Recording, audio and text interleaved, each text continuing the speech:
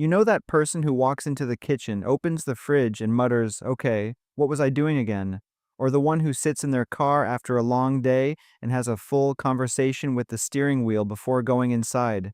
Maybe it's your coworker whispering under their breath while typing an email. Maybe it's your friend narrating their grocery list out loud in aisle 4. Or maybe it's you. And if it is, you've probably had that small awkward moment where someone caught you mid-sentence, looked at you funny, and you laughed it off like it was nothing. But somewhere in the back of your mind, a quiet question stayed. Am I weird for doing this? Is something off with me? Or is my brain actually working in a way most people don't understand yet? Here's what science is starting to say about people who talk to themselves. And honestly, it might change how you see your own mind. For most of your life, you've probably been told this habit is a sign that something's wrong. Cartoons made fun of it. Movies used it to show characters losing their grip on reality. Even now, if someone overhears you doing it, there's this strange little embarrassment that creeps in, like you got caught doing something you shouldn't. But the truth is almost the exact opposite of what you've been led to believe. Researchers who studied self talk over several years noticed something they didn't expect. The people who talked to themselves out loud weren't unstable. They weren't drifting away from reality, they were actually sharper, more focused, faster at solving problems, better at managing their emotions when things got hard. Their brains were doing something very specific and very intelligent, because when you talk to yourself, you're not just making noise. You're organizing your own thoughts in real time. You're slowing down a mental storm into something you can actually hear, examine, and respond to. It's like your mind is using your own voice as a mirror, so you can finally see what's going on inside. And here's where it gets interesting. The first thing your self talk is quietly doing is something called cognitive offloading. Your working memory, the part of your brain that holds short term information, can only juggle a few things at once before it starts dropping pieces. So when you say out loud, okay, keys, wallet, phone, charger, you're not being scatterbrained.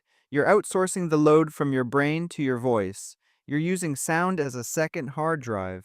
People who do this consistently tend to lose fewer things, miss fewer details, and finish tasks faster than people who try to hold everything silently in their head.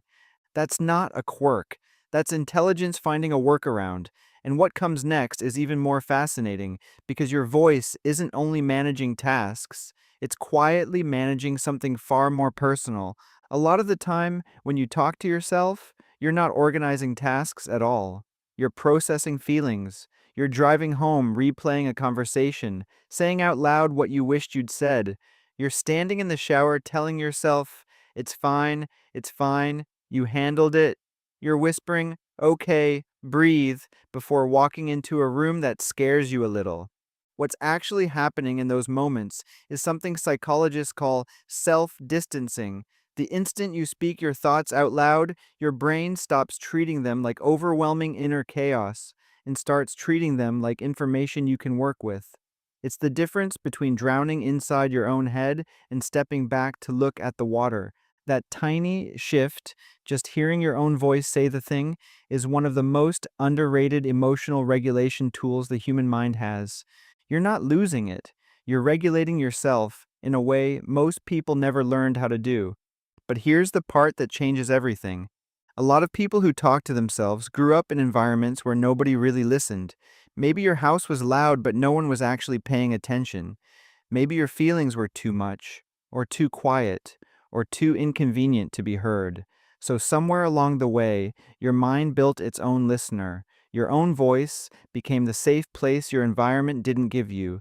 That's not damage. That's a survival skill that quietly turned into self awareness. And there's another reason your brain does this, one most people miss. When you talk to yourself, you're rehearsing. You're running a quiet simulation before life forces you to live it. The conversation you practice in the mirror, the sentence you whisper before sending a hard text, the little pep talk before a meeting where your hands are already shaking. People who do this aren't anxious for no reason. They're preparing. Their minds are running scenarios so reality feels less sharp when it arrives. That's not overthinking. That's emotional engineering. And here's what nobody tells you: the same habit the world calls strange is actually linked to higher creativity. When researchers tracked people who narrated their own thinking, they found something unusual. Their problem solving was more flexible, their ideas connected in more unexpected ways. Their inner world was simply richer because they had a constant dialogue running instead of a silent loop. Your voice isn't a glitch. It's a tool your mind picked up because it needed it. So if you've ever felt embarrassed for doing this, that embarrassment was never yours. It was borrowed from people who didn't understand what was actually happening inside you. There's one more thing your self-talk quietly gives you, and it might be the most important one of all: companionship with yourself, the ability to sit alone in a room and not feel alone, the ability to be your own coach on a hard day, your own friend on a quiet one, your own voice of reason when everyone else is too busy to pick up the phone. Most people spend their whole lives running from that kind of solitude. They fill every silence with noise, every empty moment with a screen, every uncomfortable feeling with someone else's voice. But you learned something they didn't. You learned how to keep yourself company. That's not loneliness. That's self-sufficiency most people never reach. And the older you get, the more you'll realize how rare that actually is. Most adults can't sit with themselves for 10 minutes without reaching for their phone. They've never built a relationship with their own mind. But you have. Quietly. Without even knowing you were doing it. So no, you're not losing it. You're not strange. You're not broken. You're not the punchline of someone's joke. You're someone whose mind learned how to think clearly, feel safely, and prepare carefully, all through the simple act of using your own voice. The people who talk to themselves aren't disconnected from reality. They're often the ones paying the closest attention to it. They notice more, they process deeper, they carry conversations in their head that most people never bother to have with themselves. And that quiet habit, the one you've been a little embarrassed about for years, is actually one of the clearest signs that your mind is alive in a way most minds aren't. You're not weird, you're wired for depth. If any of this felt a little too familiar, like someone finally put words to a habit you've quietly carried for years, the next video goes deeper into why some minds think in full conversations while others think in silence, and what that says about the way you were shaped long before you ever noticed it. Some minds just work differently, and yours might be one of them.